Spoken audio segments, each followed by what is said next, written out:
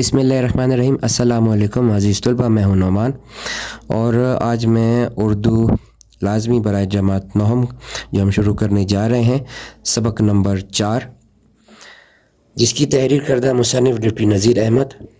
Deputy नज़ीर अहमद शम्सुल उलमा deputy नज़ीर अहमद ज़िले Bijnor UP Bharat में पैदा हुए। इनका ख़ानदान इल्म व फ़ज़ल के हवाले से इनके वालिद नादाना की ज़िंदगी बसर करते थे, गुरबत की।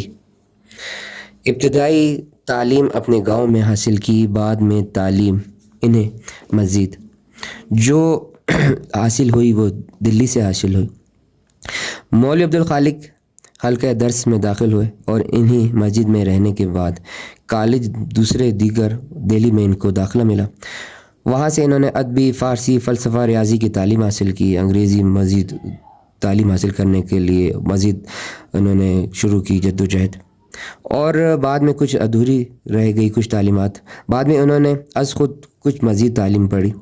कॉलेज में उनके साथ मोहम्मद हुसैन आज़ाद, करीम मौलवी ज़क़रुल्लाह, मास्टर प्यारे लाल आशूब भी थे। मुलाज़मत का आगाज़ गंजा ज़िले गुजरात पंजाब मदरसे हैसियत से हुआ।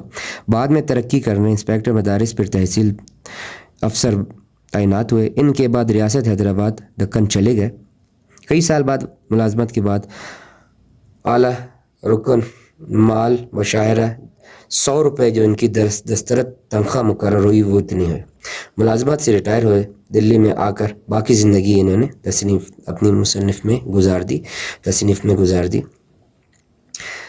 और इनकी ज़िंदगी का जो एक अलमदार गुज़रता है और कुछ इस तरह के वाक़यात कि जो उनको एक ख़िताब मिला था शम्सुल उलमा का सरकार की तरफ से, और कितने कितने वक्त के बाद इन्होंने अपनी ज़िंदगी में कुछ ऐसे हालात वाक़यात देखे जो उनको कुछ मज़ीद तालीम जो है वो तर्क भी करनी पड़ी। 1857 को बता रहे हैं कि उसके वक्त गुज़रता गया और 1910 में पंजाब यूनिवर्सिटी में DOL ऑनर की डिग्री इन्होंने हासिल की, एजाज़ी डिग्री हासिल की। नज़ीर अहमद को उर्दू नावल निगार भी कहा जाता है, इसलिए कि नज़ीर अहमद लिखे हुए कुछ किस्सों कहानियों ऐसी चीज़ें मौजूद हैं कि उनके इन्हें नावल नक्श अव्वल कहा जाता है। उनके तमाम नावल मकसदी किसी मकसद से दिलचस्पी और जुड़े हुए होते हैं। मकसद के बगैर उनका कोई भी हम ये कह सकते हैं उनका कोई शाया किया तसनीफ़ हम उसको नज़रअंदाज नहीं कर सकते। हर चीज़ में कोई ना कोई उनकी एक मकसद नज़र आती है। और 1912 में दिल्ली में वफ़ात पाई थी। ये थे एक मुख्तसर सा डिप्टी नज़ीर अहमद की ज़िंदगी का हालात का उनका ख़ुलासा, इनकी ज़िंदगी का मुतारिफ जो उनके इब्तदाई से लेकर इनकी जाए वक़ूत तक जो इनके वाक़यात गुज़रे थे, इनकी वफ़ातियत तक, वो आपको मैंने आगाह किया। इन्हीं की तहरीर करदा जो आज हम जो शुरू करने जा रहे हैं वो है सबक ईसार। जैसा कि ईसार आपको पता है कि ईसार कहा जाता है कुर्बानी को। इसमें जो हमारे पास जो है मकासद में है जो हम आपको डिप्टी नज़ीर अहमद के असलूब से आगाह करेंगे, तलबा इसार कुर्बानी को समझ सकेंगे, इसका जज्बा उनके दिलों में पैदा होगा और इनके जो जितनी भी तसनीफ़ गुज़री है उनसे हालात से वाकिफ़ आपको कराया जाएगा। तो आइए शुरू करते हैं सबक ईसार यानी कि कुर्बानी, जिसकी तहरीर डिप्टी नज़ीर अहमद। मुसन्निफ़ लिखते हैं, एक मरतबा ईद को एक बड़ी भारी टोपी मुझको अम्मा जान ने बनाई कर दी। वही टोपी ओढ़े हुए मैं खाला जान के यहाँ जा रहा था। मियाँ मस्कन के कूचे में पहुंचा तो बहुत सी चपरासी प्यादे एक घर को घेरे में लिए हुए थे। तमाशाई भी वहाँ पे मौजूद थे, जमा थे। ये देखकर मैं भी लोगों में जा घुसा तो मालूम हुआ कि एक नहायत गरीब बूढ़ी औरत और छोटे बच्चे कई उसके आसपास सरकारी प्यादे इसके मियाँ को पकड़ लिए जा रहे हैं, इस वास्ते कि किसी ने इसके बनी एक दुकानदार वाले का इसने उधार लिया था जो अब तक चुका सका था और इस पर डिग्री जारी करा दी थी। अज़ीज़ तलबा, इसमें पैराग्राफ में जो अब तक बताया गया है ईसार कुर्बानी से जो हमें सबक मिलता है, जो मुसन्निफ़ बता रहे हैं कि अपना एक वाक़या कि एक दफ़ा अम्मा जान ने टोपी बनाई और जिस पे नक्शकारी हाथ से बनी हुई बड़ी खूबसूरत, और वो पहन के अपनी खाला की तरफ जा रहे हैं कि रास्ते में उनका एक गली से ठिकाना मस्कन रहने की जगह को कहा जाता है कि एक गली से गुज़र रहा था तो नज़र आया कि जैसे किसी पुलिस वालों ने किसी एक घर को घेरे में लिया हुआ है और वहाँ पे आसपास लोग तमाशाई बने हुए वहाँ पे देख रहे हैं। और वो क्या देखते हैं, क्या लिखते हैं اور وہ بھی اسی تماشے میں جا گھسے، یعنی کہ وہاں پہ وہ چل دیے۔ تو معلوم ہوا تو وہ کیا دیکھتے ہیں کہ ایک غریب غربا عورت اور اس کے ساتھ کچھ ایک بچے وہ اس کے ساتھ بلک بلک کے رو رہے ہیں، اور عورت بھی پریشان ہے اور رو رہی ہے، اور پتہ چلتا ہے کہ اس کے میاں کو جو ہے پولیس والے وہ کچھ پیادے وہ اس کو پکڑ کر لے جا رہے ہیں۔ تو معلوم ہوا کہ ماجرا کیا ہے، تو پتہ چلا کہ بنیا یعنی کہ ایک دکاندار جو پرچون والا کہلاتا ہے، یعنی کہ ایک اسٹور والا، اس کے جو پرانے ہندوستانی لفظوں میں اس کو اس طرح کہا جائے گا، بنیے کے ادھار ابھی تک چکا نہ پایا تھا، اور اس غریب شخص پہ دکان والے نے اس پہ کیس کر دیا تھا کہ اس نے ابھی تک میرا ادھار چکایا نہیں ہے۔ وہ مرد مانتا تھا کہ قرض واجب ہے، مگر کیا کروں، کہاں سے دوں، سوالیہ نشان۔ اس وقت بالکل تہی دست ہوں، ہر چند بے چارہ، کسی کام کا دینے کے قابل نہیں، بہتری کی خوشامد کی، مگر نہ بنیا مانا تھا اور نہ پیادے باز آئے تھے۔ یعنی کہ وہ اس کو پتا تھا کہ بھئی میں نے ایک دکاندار کا قرض دینا ہے اور چکا نہیں پا رہا، کہاں سے دوں، میرے پاس اتنا وس نہیں ہے، اتنا مال و متاع نہیں ہے، لیکن میں اس کی کافی منت زاری کر رہا ہوں، منت سماجت کر رہا ہوں، لیکن لوگ ہیں کھڑے جو نہ میرے طرف داری کر رہے ہیں اور نہ ہی اس کو سمجھا بجھا رہے ہیں، اور وہ ہے کہ وہ بھی مجھ پر لان ملامت کر رہا ہے۔ لالا جہاں تم اتنے دنوں صبر کیا، 10-5 روز اور صبر کر جاؤ، یعنی کہ اس کو کہنے کہ بھائی جہاں پہ تم نے اتنا صبر کیا تھا، کچھ روز ہفتہ اور رک جاؤ، یہ تمہارا ادھار چکا دے گا۔ لوگ وہاں پر کھڑے تماشے، لیکن اس کے لیے کوئی مدد کا ذریعہ نہیں بن پا رہا تھا۔ اچھی کہی میاں اچھی کہی، برسوں کا تو رواج ہی ٹال مٹول چلتا چلا آ رہا ہے، بھگوان جانے ابھی تو خان صاحب کی عزت اتروا لیتا ہوں۔ یہ ایک ہندوستان کا واقعہ تو ہندو طرز پہ لکھا گیا ہے، یعنی کہ وہ اپنا واسطہ بھی دے رہا ہے کہ خدا کا واسطہ بھائی کہ مجھے کچھ وقت دے دو، مدت دے دو، 1 ہفتہ دے دو، 4 دن دے دو، جس پہ میں آپ کا قرضہ چکا دوں گا۔ تو وہ کہہ رہا ہے کہ یہ تو اچھی رہی کہ تم روز بروز ٹال مٹول کر رہے ہو، اور پتہ نہیں کہ تمہارا کب، خدا جانے کب یہ میرا قرضہ تم لوٹاؤ گے، اور جو تم نے مجھ سے قرض لیا ہوا ہے۔ آج تو تمہاری جو ہے میں عزت تک اتروا دوں گا سب کے سامنے کہ جب تم میری جو ہے جو تم نے ادھار قرض لیا ہے وہ اب تک چکا نہیں پا رہے ہو۔ بنیے جو عزت اتروانے کا نام لیا تو وہ شخص غیرت مند تھا، آگ بگولا ہو گیا، گھر میں گھسا، تلوار میان سے نکالی اور بنیے کا سر قلم کرنے کو چلا۔ بیوی اس کے پیروں پر لپٹ گئی اور کہنے لگی کہ اللہ کا واسطہ ہے یہ کیا غضب کرتے ہو، سوالیہ نشان۔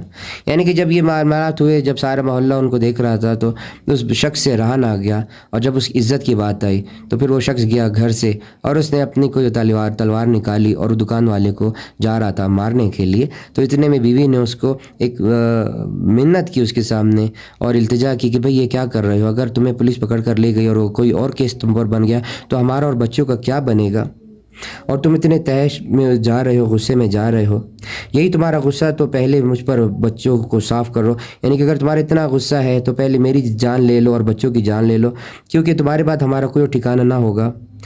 ماں کو روتا دیکھ کر بچے اس طرح دھاڑے مار مار کے رو رہے تھے کہ میرا دل بھی ڈوب کر رہ گیا۔ اب مصنف اپنا بتا رہے ہیں کہ جب ماں کو اور بچوں کو دیکھا کہ جس وقت میں نے ان کے گھر آنے کو دیکھا اور ان لوگوں کی جو باتیں میں نے سنی تو مجھ سے رہا نہیں گیا ان کے گھر کی حالات، ان کے واقعات دیکھ کر، ان کی یہ حالت دیکھ کر رہا نہیں گیا۔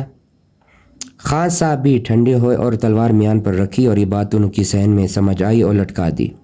اچھا تو نیک بخت، پھر کیا کروں، اس بے عزتی سے بچنے کی کوئی اور تدبیر ہے؟ اپنی بیوی سے مخاطب ہو کر کہہ رہے تو اور بتاؤ تو میں کیا کروں، اس واقعے سے جو کچھ ہو رہا ہے باہر، اس سے بچنے کی کوئی تمہارے ذہن میں کوئی مشورہ ہے تو مجھے دو۔ بیوی نے کہا بلا سے جو چیز گھر میں ہے اس کو دیکھ کر ہی اسی طرح اپنی پنڈ چھڑاؤ، یعنی اپنی جان چھڑاؤ، جو کچھ گھر میں ہے وہ دیکھ کر اسے اپنی جان چھڑاؤ۔ تم کسی طرح رہ جاؤ تو پھر جیسی رہو گی دیکھتی ہی جائے گی، یعنی کہ تم جیسی کہو گی ویسے ہی دیکھی جائے گی، اور تمہارے اور ہمارے گھر میں اور کچھ بچا ہی کیا ہے۔ توا، چکی، پانی پینے کا کٹورا، نہیں معلوم کن کن وقتوں میں ہلکی ہلکی بے وقی اور 2 پتلیاں سی چوڑیاں، بچے اس گھر کی کل کائنات ہے۔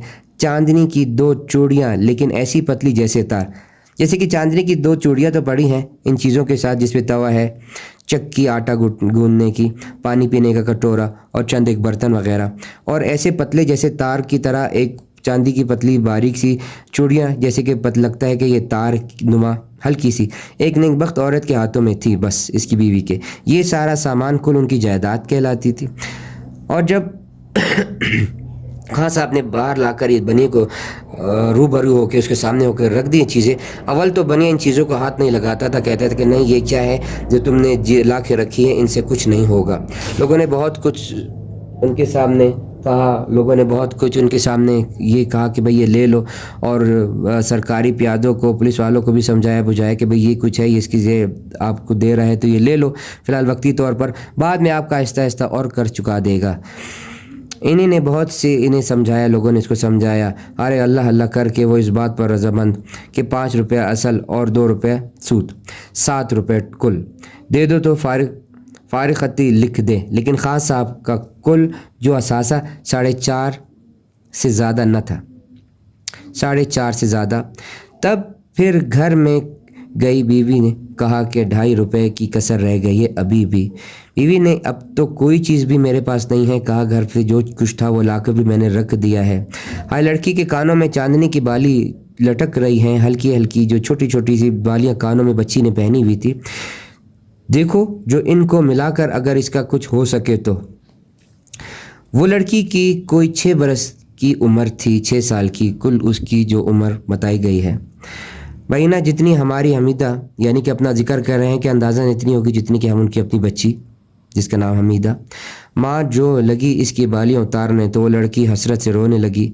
تو مجھ سے ضبط نہ ہوا. اب مصنف اپنا کہہ رہے ہیں کہ یہ حالات دیکھ کر میں دیکھتا رہا, اور ایک ساکن سب اس پر آ گیا, مسلط ہو گیا, اور وہ کچھ حرکت نہ کر سکا کیونکہ گھر کے حالات ایسے تھے, غربت ان پر اتنی تھی کہ وہ سب کچھ کرنے کے بعد بھی ان کے پاس اتنا روپیہ نہیں ہو پا رہا تھا. اور پھر آخر میں جو بچی کے کانوں میں ایک بالیاں لٹک رہی تھی اور اس کو ماں چلی اتارنے کے لیے, تو مصنف تو رہا نہیں گیا, اور بچی جس طرح بلک بلک کر رو رہی تھی اور کہہ رہی تھی کہ شاید یہ میری ماں مجھ سے لے رہی ہے. اس وقت وہ اپنا بتا رہے ہیں کہ میں کیا کرتا ہوں, میرے پاس اور کوئی وس نہیں تھا کہ میں ان کی مدد کر پاتا. 1 روپیہ اور کوئی 2 آنے کہ جو اپنی رقم نقد بتا رہے ہیں کہ میرے پاس کچھ تھا. دیکھو ٹوپی بک جائے تو شاید خان صاحب کا قرضہ اتر جائے. وہ کہہ رہے کہ جو ان کی ماں نے ٹوپی ان کے لیے بنا کر دی تھی, اگر میں اس کو دے دوں تو شاید خان صاحب کا قرض اتر جائے, جو ماں نے اس کی ٹوپی اس کو عید پہ بنا کر دی تھی. بازار تو قریب ہی تھا. فوراً میں گلی کے باہر نکلا, ان کے گھر سے باہر نکلا, رومال تو سر پر لپیٹ لیا تھا اور ٹوپی نکال کر اس کو بیچنے گیا. اور ٹوپی دکھائی بیچنے کو. اس نے کچھ آنکھی, یعنی سے کس نے کچھ رقم بولی, کسی نے کچھ رقم بولی. میں بھی جھوٹی ہی کہا کہ لا بھائی جو کچھ ہے وہ دے دو, اور غرض میں ان کے گھر کا قرضہ تو کم از کم چکا سکوں. 7 روپے لیے اور میں ان کے عورت کے ہاتھ میں آیا, پیسے دیے. تب میں دیکھتا رہا خان صاحب کو کہ وہ گرفتار کر کے لے جا چکے تھے, اور گھر میں رونا پیٹنا مچ چکا تھا. اور کہ جو کچھ ہوا تھا اتنی دیر تک وہ گیا ٹوپی بیچنے کے لیے, اور اس کے میاں کو لے گئے تھے اور وہ بند کر دیا تھا. دفعتاً پورے 7 روپے دیکھ کر اس عورت پر ایک ایسی جیسے شادی مر کی سی کیفیت طاری ہو گئی تھی. ان کے لیے یہ رقم اتنی بڑی تھی کہ جب وہ عورت کو آیا پیسے دینے کے لیے کہ بھئی میں تمہاری مدد کرنا چاہتا ہوں اللہ کے لیے تو یہ رکھ لو, تو عورت کی کیفیت ایسی تھی کہ یہ شادی مرگ یعنی پہ اس کے تاریخ سی ایک سانس انسان میں نہیں آتی, اور وہ کسی ٹکٹکی سی بن جاتی ہے, اور اجنبی کو دیکھ کر کے ایک فرشتہ نما آ کر ہمارے لیے ہم نے کہاں سے پیسے دے رہے ہیں, ہماری ایک روحانی طور پر اللہ تعالیٰ کی مدد کر رہا ہے, یہ کہاں فرشتہ بن کر آئے اور ہماری مدد کر رہا ہے. اسی کی خوشی کے دل میں ایک لہر سی دوڑ رہی تھی, اور کو سمجھ نہیں آ رہا تھا وہ کیا کرے. فوراً اپنے ہمسائے کے گھر گئی اور بھائی کوئی بندوبست کیا بیٹھنے کا کہ اس بندے کو لاؤ بٹھاؤ, اس کی خوش آمد کی گئی, اس کو اچھی طرح اس کو جو ہے خدمت کی گئی. فوراً اپنے ہمسائے کو روپیہ دے کر دوڑایا کہ بھائی جاؤ اور یہ دروازے پر جو ابھی تک تھوڑا آگے گئے ہیں اور پیادے پولیس والے سپاہی, اور یہ جا کر جو ہے ان کے ہاتھ میں تھماؤ جو بنیا گیا ہے دکان والا ان کے ساتھ, اور اس کے میاں کو چھڑا لاؤ. بات کی خان صاحب چھوٹ تو آئے تو بچے کیسی خوشی, ایک باپ کو دیکھ کر اچھل پڑے, کودے, سب خوش ہو گئے. کبھی باپ کے کندھے پر کودتے تو کبھی ماں کی گود میں سر رکھتے, اور کبھی ایک دوسرے سے پیار وغیرہ کرتے اور لطف اٹھاتے زندگی کا کہ ان کو ایک نئی زندگی مل چکی تھی. عزیز طلباء, صفحہ نمبر 29 تک جو ہے آج آپ کو سمجھایا گیا, پڑھایا گیا. امید کرتے ہیں آپ کو اچھے سے سمجھ آ گیا ہوگا. گزشتہ جو ہمارا جو لیکچر ہوگا صفحہ نمبر 30 سے انشاءاللہ تعالی ہم شروع کریں گے, اور گزشتہ جو ہمارا لیکچر ہوگا اسی میں ہم اختتام پذیر کرنے کے ساتھ ساتھ ہم اس کی مشق اور باقی اس کی دیگر جو ہے خلاصہ, اس کی سلیس اردو, اس کے الفاظ معنی, اس کی مشقی سوالات انشاءاللہ تعالی وہ بھی آپ کو سینڈ کیا جائے گا, وہ بھی آپ کو بھیجا جائے گا. اور امید کرتے ہیں آپ کو اچھے سے سمجھ آ گیا ہوگا. آپ اپنی رائے سے ہمیں جو ہے آگاہ کیجیے گا، اور جو ہے ہمارے چینل کو لائک کریں، سبسکرائب کریں اور اس کو شیئر کریں تاکہ اچھی ویڈیو بنانے کا ہمیں موقع مل سکے۔ السلام علیکم، شکریہ۔